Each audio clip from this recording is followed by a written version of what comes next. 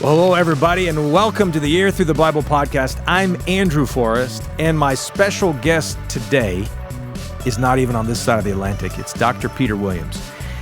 Dr. Williams is the principal, the leader of a group called Tyndale House at Cambridge University, which is a place for biblical scholarship. They have a huge biblical library. They have a long history of funding and being supportive of scholars. People go there, get their PhDs or whatever. And the goal of Tyndale House is to help people understand and trust the Bible, which I just love. Well, I first came across Dr. Williams' work with this book that came out in 2017 called Can We Trust the Gospels, which is real little. You can get it on Amazon, probably arrives today. I cannot recommend this book enough. It is so good. It's just very simple working through things, and it is absolutely brilliant. You'll hear later on in our interview, Dr. Williams says the book takes 4 hours to read and 20 years to write. Exactly, that's the case, and it's great. He has a more recent book called The Surprising Genius of Jesus. It's about the parable of what we call the prodigal son, or he calls it the two sons in here, and just about the brilliance of this short story. He has lots of different scholarship. He's on a lot of different podcasts. There's a long interview discussion he did with the historian Tom Holland, hosted by Justin Brierley. You can search for that on YouTube and find that. And so we reached out to him because, in his many other roles, he also is part of the translation committee of the English Standard Version of the Bible, the ESV, which is what we use, and it's part of the one-year Bible. And so my colleague Rodney Adams reached out to Dr. Williams, and he agreed to be on the podcast. So I interview him here. And we're going to divide the interview up into a couple of different weeks. And like a lot of the stuff that Dr. Williams does, there's a lot here that you kind of have to really listen to and maybe go back and rewind it and say, oh my gosh, because we're kind of all over the place. I just had a bunch of questions about different parts of the Bible and translation that I wanted to ask him. So there's not any kind of clear A, B, C. It's just a bunch of different questions I put to him, and he takes them all, and he's very generous with his time. So I hope that this conversation will help you understand and trust the Bible more. Ladies and gentlemen, here is my discussion with Dr. Peter Williams of Tyndale House, Cambridge. Let's fire it. So, Dr. Williams, could you give us an overview of Tyndale House's work and how you led yourself to be there and what the mission is? Yeah, so Tyndale House has been around about 80 years. It's not connected with the US publisher of the same name, but it's a Bible research center in Cambridge. If you like, it's a place for Jesus freaks who are Bible geeks. So we have one of the best libraries of the Bible in the world, and people come from around the world and study here. But also when you've got people together, you can have all sorts of projects and programs to advance knowledge of the Bible. So we've got a journal, we've got a magazine, which we're happy to send out freely to people. And we have research projects. We bring in people from Brazil, Egypt, all around the world to do special research. And we do cutting-edge stuff. We actually discover new stuff. So I've got here Tyndale House Greek New Testament. We edited the Greek, and you can see that. And we went through word by word, letter by letter, make sure we've got as accurate as possible the original Greek, and we do things like that. So real geeks hang out here, but who are seeking to serve Jesus with that geeky knowledge. Well, and the reason this is so important is because it's the seminaries that are training our pastors that really determine the direction the church goes. Yeah. And when we marry cutting edge scholarship with faithful commitment to the Lord, amazing stuff happens. And I just love your guys' work. Mm-hmm. It's not anti-intellectual, it's intellectual, it's rigorous, it's academic, and your guys are trying to serve the church. And that the tagline, I don't know if it's a tagline of Tyndale House, but it's in one of your videos, to help people understand and trust the Bible. I just ding, ding, ding. It's so great. Yeah. I love that, and I'm grateful for it. Absolutely. And one of the things we do in relation to seminaries is actually train the people who become the faculty at seminaries. So often they're doing a PhD, but they could do a PhD physically in our space, in our Christian community, in our library, and they can be affiliated somewhere else while they do that. So yeah, it matters. And so what we want to do on this podcast is I just have a bunch of questions about the Bible that I've been storing up for years. I love to talk to somebody of Dr. Williams's caliber. And I'd like to start with a personal story if I could. I read this book, Can We Trust the Gospels, when it came out in 2017. And then I subsequently went to Israel. And I remember standing on the cliff in Nazareth and being reminded of the story in Luke 4 where they decide they're going to try to throw Jesus over the cliff, and then he escapes. And although you don't reference this particularly in your book, you have a whole section on geography. And it just hit me, oh my gosh, Luke knew that there's a cliff overlooking Nazareth. Yep. And as you make this point in your book, the geographical knowledge of the gospel writers is incredibly high. Where did you stumble into that? Would you mind giving a précis of that idea to our viewers? Yes. So effectively, if people were sitting on a Greek island, whatever, making up the Gospels, they wouldn't know where the land goes up or down, and they wouldn't know the traveling times and all that sort of thing. And it was gradually realizing how grounded all four Gospels are in that. To some extent, I'd first seen Richard Borken's argument about how the names that people have, the personal names, are very accurate in the Gospels. I was looking to extend that, and going into place names, started digging down on that and seeing how actually extraordinary it is, and actually comparing it with, if I can call it, fake Gospels, apocryphal Gospels that sometimes get a bit of publicity, and realizing just how bad they are.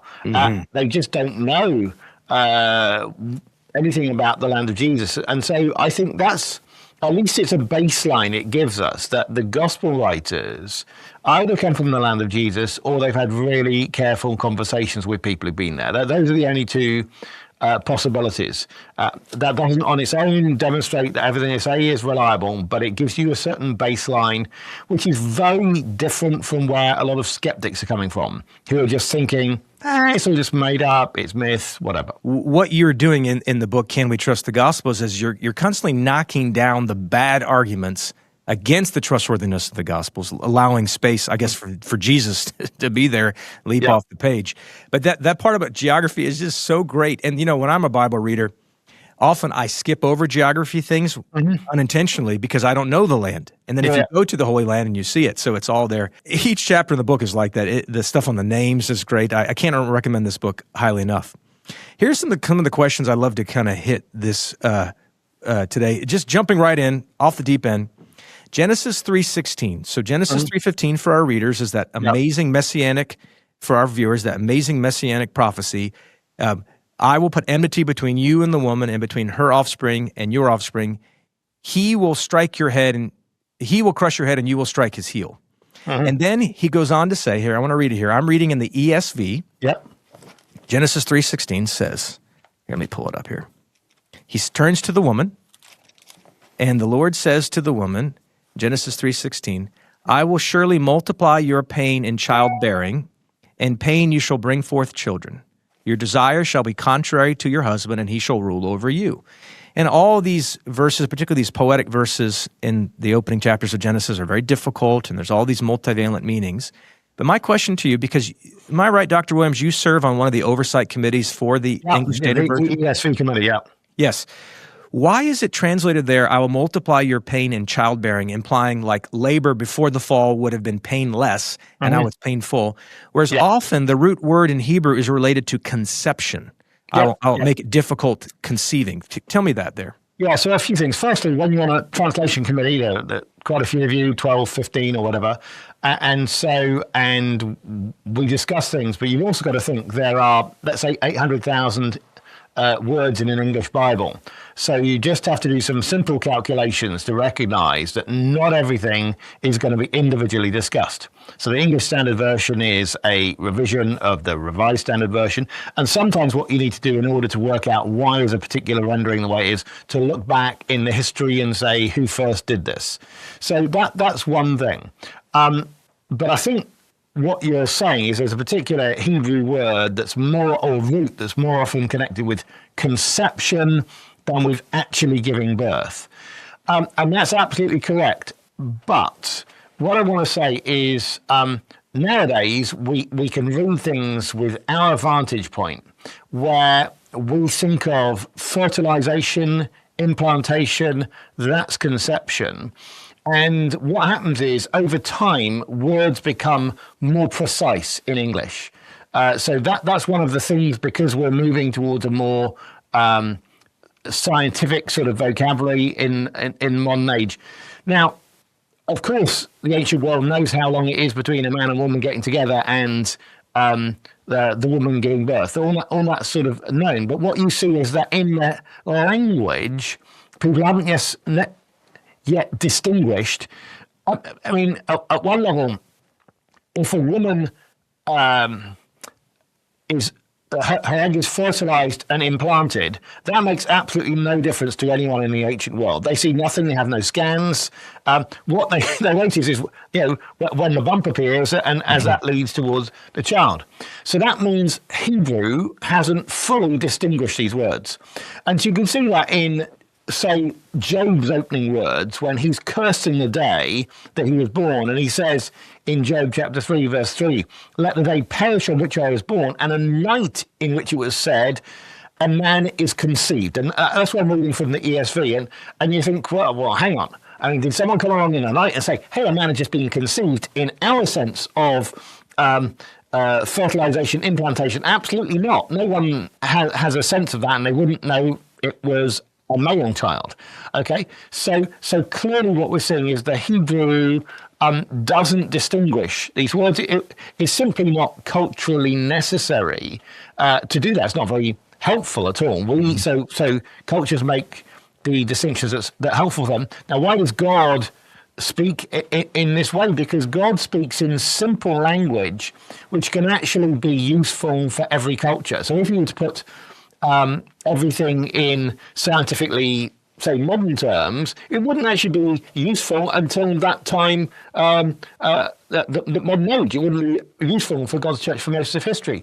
And so that's where I think that it would be, when I look at what's going on in Genesis 3, it certainly is associating, I think, a lot of pain with the overall birth process that, and I would say everything leading up to that, whether it's morning sickness or actually coming out.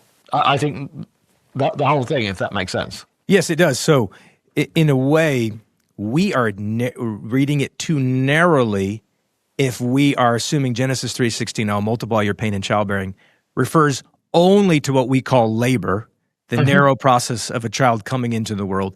It is around the whole childbearing experience is now becoming more difficult, including. I think just to nuance that, what I want to say is, I don't think we should overly specify it unless we've got a reason to. It could be that the focus is more towards the end of that experience. That's possible. If there were other things in the text or indicating that would be possible. But the words themselves aren't very neat for this is the final stage after contractions have begun, labor's begun, or this is earlier. It's not doing that. Yeah. Okay, good. Okay, so I have another English translation question, maybe going back to the namesake of your house, the great English martyr William Tyndale, who, whether he's the first person to ever literally translate the Bible in English is not, of course, the case. Other people maybe phrased it, did things, but he was the first one to kind of create a full version of it. Is that right? He was the first one to do the New Testament from the original language into Greek. Okay. So obviously, before that, Wycliffe and then his associate John Purvey had done that maybe 150 years earlier than Tyndale. And then there's Richard Roller, who does a Yorkshire dialect of the Psalms. Oh, okay. Actually a little bit earlier even than Wycliffe. But the first person to say, hey, let's use the original language is, martyred for it, William Tyndale.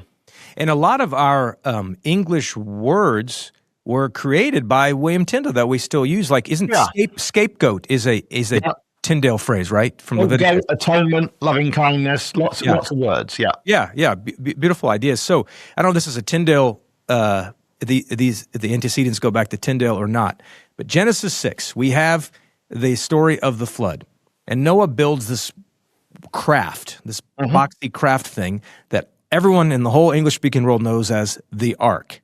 The tevah is the Hebrew word. Then, in Exodus chapter 2, when Moses' mother puts him in a basket in the bulrushes in the Nile River, the Hebrew word is tevah. It's the same word. Yeah. So why in English Bibles do you have an ark in Genesis 6 and a basket or some version of that in Exodus 2? Why not use the same word both places? Because you missed the beautiful wordplay that Moses is being delivered from the flood just like Noah was. Why is that there?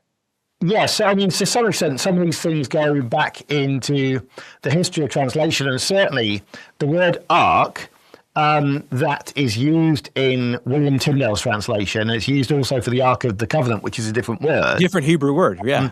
It goes back to the Latin Vulgate, at least, where it uses the Latin word arca, A-R-C-A, both for Noah's Ark and for the Ark of the Covenant. And I am just looking up what goes on in Exodus chapter 2, but to see what happens there, and I'm okay. So no, it's not the word ark. So it's a different word there, and that's an interesting thing. Maybe it's because it's thinking more about it being to do with made of reeds and so on. So yeah, that's an interesting. It's an interesting thing that you just have those different words over time. And to some extent, if you were a Bible translator and you decided not to call it an ark, you're going to call it a boat or a box or something else, I think your readers would protest.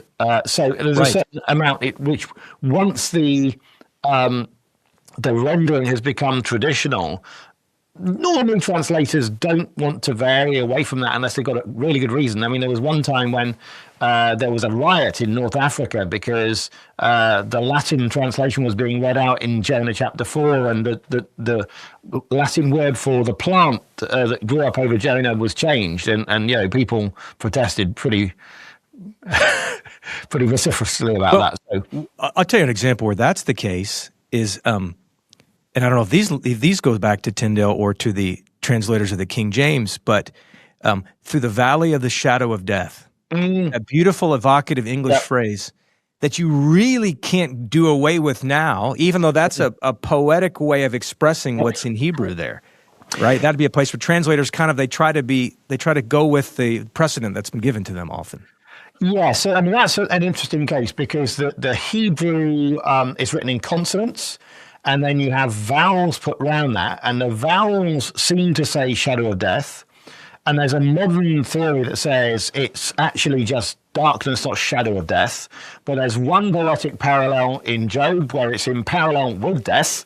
So you can get arguments more than one way. The majority opinion at the moment is it's not shadow of death, it's deep darkness. But some of these things aren't always knocked down, right? In terms of the case, and so that's one of those things, and so you got to have a good reason to change that.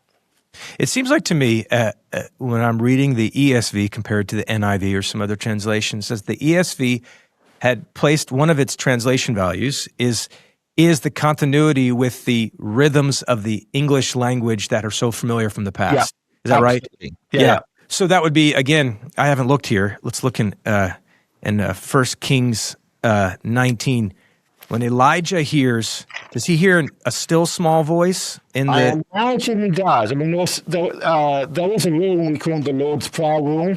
Yes. Informally, which is you don't really change the Lord's Prayer, and that's why the word hallowed has managed to last over 1,000 years. Yeah. In the English language, because it's there in the opening line of the Lord's Prayer, and therefore it becomes one of the most famous things that there is. And so even a comparatively modern translation like the New International Version is still feels it can't change that. There are all sorts of things you can change, but not that. Right. Right. Actually, I'm looking here in 1 Kings 19, the ESV this is 1 Kings, so the story to our viewers is Elijah hears, he goes out and the Lord is not in the fire, not in the wind. Yeah, it's a low whisper, and I have a textual note that says, or a sound, a thin silence. But there's just something more evocative about the still small voice, I think. And I like to tell our folks, and Dr. Williams, if I'm correct, your your PhD was in the Hebrew language, but your first teaching job was in the in New Testament Greek, right? And teaching the New Testament. So you work in both. On Syriac or Eastern Aramaic, Okay. comparing it with Greek. And then I taught Hebrew and Aramaic at Cambridge for a few years while working at Tyndale House. I was just as adjunct there, and then I had a teaching job in Aberdeen teaching New Testament. So that was great, getting to co-teach with Howard Marshall, and that was lovely. Did that for 4 years before coming back here. So you have your thumbs in all different kinds of pies. I'm a jack of all trades, but master of none. So yeah, we appreciate it. So.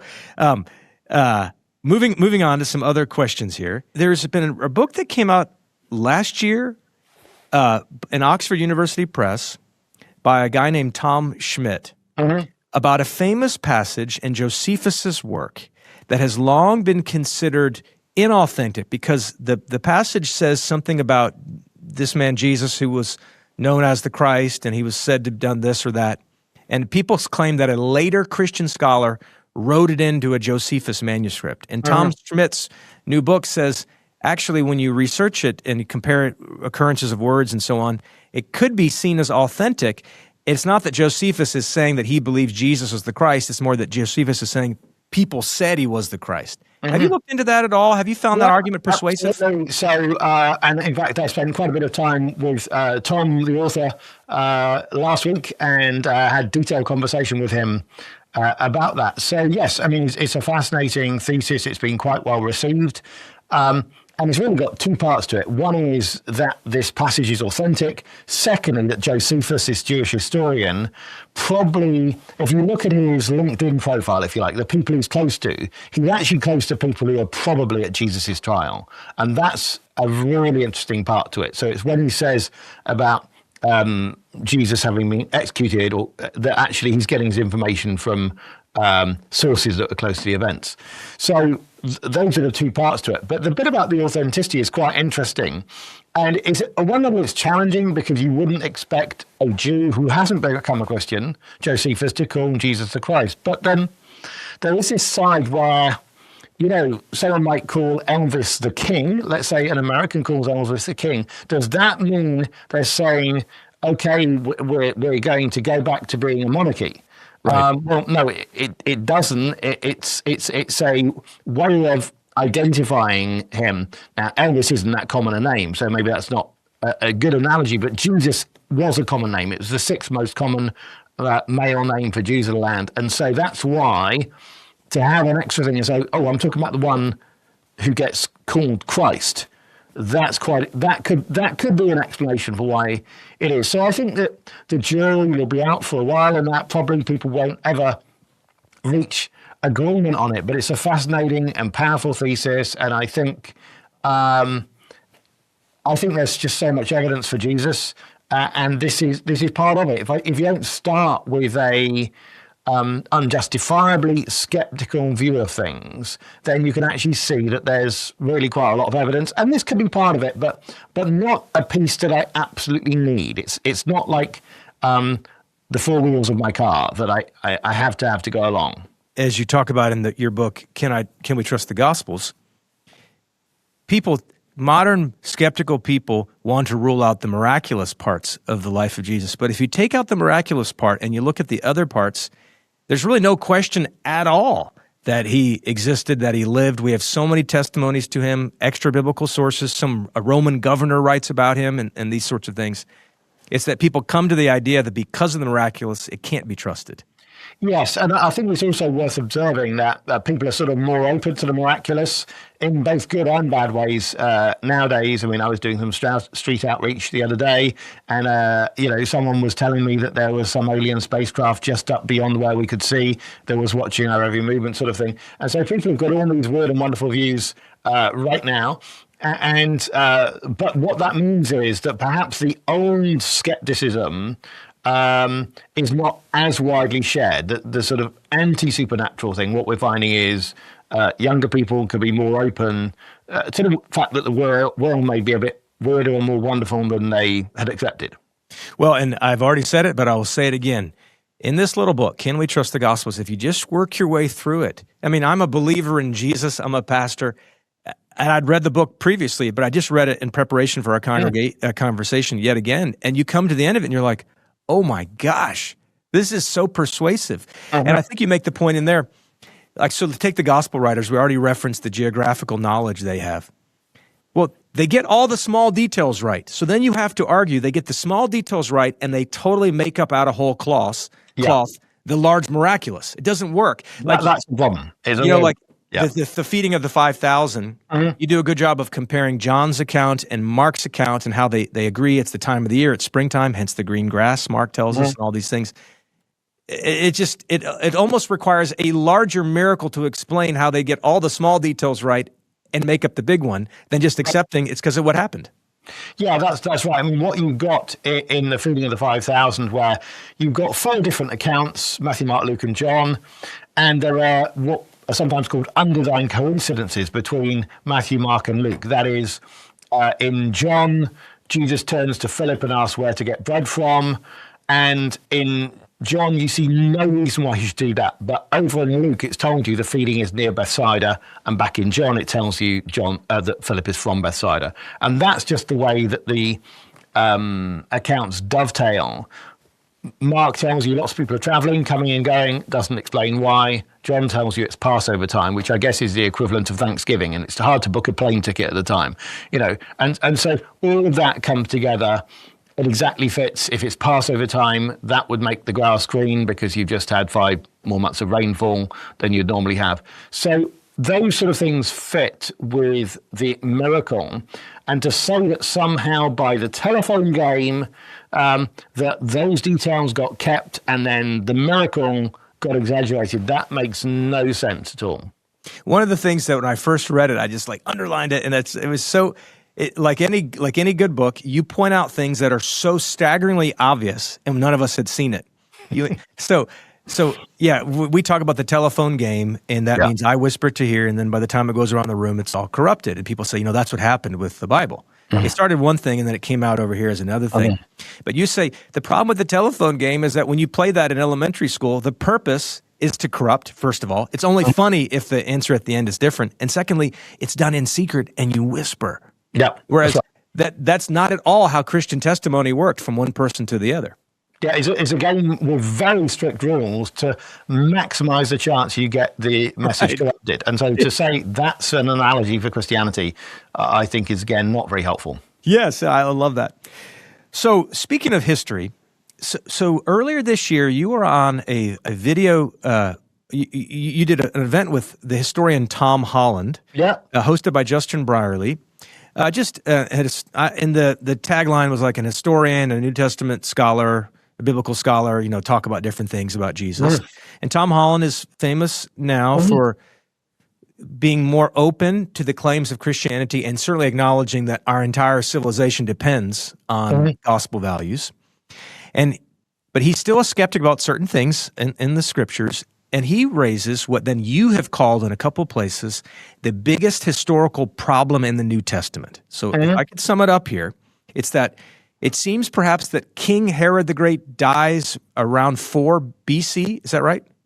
That's the standard date, Standard date. And Quirinius, we usually mark as being the governor in AD 8. Well, 86 normally, 86, okay. So 4 BC, Herod is dead, 86, Quirinius is the governor. Famously, Luke says, in the days of Caesar Augustus, a decree went out that all the world should be registered. This was the first census that took place while Quirinius was the governor of Syria. And you say this is the biggest historical problem in the New Testament. And Tom Holland says, well, obviously it couldn't have happened like this because Herod was dead by the time Quirinius was the governor. Can you speak to our viewers about that, how you understand that and reconcile that? Yeah, so what I think I want to do is I want to sit back and help us think a little bit. So let's say you're charged with making sure that the US's energy supply is secure, right? You don't just have one solution to that. You think of all the different ways you can produce energy. In the same way, when people try and solve a Bible problem, sometimes what they try and say is, here's a problem, here's my solution. The probability of my solution is greater than the problem. Now, that isn't the way it has to be, because you actually have all solutions. Just as you would with energy supply, you can say, I can get solar, I can get oil, I can get wind, all sorts of different ways of getting power. And in the same way, when we're dealing with a Bible problem, we don't have to commit ourselves to any particular solution, because we don't know everything. And it's absolutely fine to say, I trust that there is a solution, and one of this range could be true. So it's a problem, but it's not an unsolvable problem. So at the very least, you could say, well, we hardly have any records from the time, and Josephus could be wrong. I mean, after all, he admits he was a liar. He basically entered into a suicide pact with 40 people. He and another guy were the last left, and they decided, let's stay alive. And there are other things as well. We say, he's not the world's most trustworthy guy. So you could say that, and some people try and do that. They actually say Josephus has got confused in his sources. He makes a really nice narrative from the source. So that's just one solution. Let's give it 2% probability. It doesn't have to be very much, but, there's something there. There's another one that says, actually, Herod didn't die in the year 4. He died, let's say, 1 BC. Now, how does that happen? Well, Josephus is the guy we're relying on, who says there's a lunar eclipse shortly before Herod dies. So actually, lunar eclipse is in 6, 5, 4, and 1 BC. Now, for the last 400 years, people have believed that Herod died in 4 BC, and I hope you're tracking with some of the details here. But at the time when they calculated that 400 years ago, we didn't know as much about lunar eclipses as we do now. And now we know that actually the 4 BC is not a complete lunar eclipse, and so on. So we just sometimes wonder, if we reran the evidence, would we come up with something different? So there was a couple of journal articles, people like Andrew Steinman and others, who try and claim, no, Herod didn't die in 4 BC, and then there are people who say maybe Quirinius was governor more than once. And then there is a Swiss historian, Sabine Hübner, who's written a book saying, we're actually, and with an essay on this, confusing two different sorts of title. So the Pontius Pilate was not in charge of all of Syria. He's just in charge of Judea, and he's a procurator, which means he's got a boss who's boss of all Syria, but the boss isn't actually there. He's in Rome. Lucius Aelius Lamia isn't even around. So that's at the time of Jesus' crucifixion. Now let's go back 30 years and to the time of Jesus' birth, and you say, well, who's in charge? When it says Quirinius was governor of Syria, what are we thinking about that? Because it's exactly the same word used there as it is for Pontius Pilate, who's in a lesser rank. Are we thinking about the top thing, boss of the whole lot, or are we actually looking for the guy who just deals with the finances more locally? So again, that's another thing. What we can say, though, is this, that we know from other records that Caesar Augustus loved to measure things. He tells us this himself. He's the first guy to reintroduce censuses when there's actually been a gap. He loved metrics. And so it makes complete sense that Luke would tell us about a decree going from Caesar Augustus. Now, go back 200 years, we didn't have the census records of Caesar Augustus. The only thing we had telling us that Augustus took censuses was Luke. Now, we actually have Egyptian papyri that tell us about his censuses. And so you suddenly realize, so if the Bible is so wrong, it shouldn't be giving us correct information, but it has given us correct information. So that's not to solve the problem for you. Right. As I say, it's the biggest historical problem I can think of. And I don't want to just jump on board with this solution or that solution. I just simply say, I don't know. I try and use a British expression about cricket, play with a straight bat, about the evidence. And if the evidence isn't going one particular way, just say that. But there's no particular reason to say, there's no way that Luke could be getting stuff right. Right. And people say, well, Augustus doesn't record this particular census, but hang on, Augustus's autobiography only tells you about money he gave out. It literally talks about him being in charge of the Roman world and talks as if he spent all his time just giving people money. Well, I don't think that's what Caesars spend all their time doing. I think they actually tax. Yeah. So there you can already see his own account is not representative. In verse 2, Luke 2:2, it says this was the first registration. So already Luke is telling us that he knows of more than one, which is just interesting. Luke felt like it was important enough to disambiguate, is that the right way of saying it? Yeah. The registrations that Quirinius has made. And so you're bringing up a solution I didn't even mention, which is favored by N.T. Wright, New Testament scholar David Armitage, and others, that actually it's looking back over more than one census. And the grammar in Luke 2:2 is not at all straightforward. So yeah, people translate that differently. And again, that's another whole area of solution. And I think it's okay. I mean, people haven't solved all sorts of problems about the ancient world. Right. And so why would we expect everything to be tied up and neat? And it does depend on what is your starting point. Am I starting with the idea the Gospels are not trustworthy? Or am I starting with the idea that they have proved themselves trustworthy over the years, and they're only ever becoming more trustworthy, it seems, as we find more about the ancient world? All right, let's stop there for this week. We'll have more to come next week. There's a lot there I just want you to chew on as you're thinking about the reliability of the Scripture and what these different things means.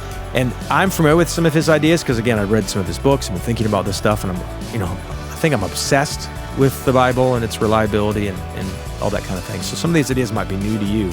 So let's stop it there so you can kind of hold on to what you've been given so far. We'll come back next week. In the meantime, I don't think I could say anything better to sum it up than to say, read your Bible. And if you're not reading, you've fallen out of the habit, let's go, baby. Get back into it. Read the Bible. We're reading through the 1-year Bible, and there's readings every day.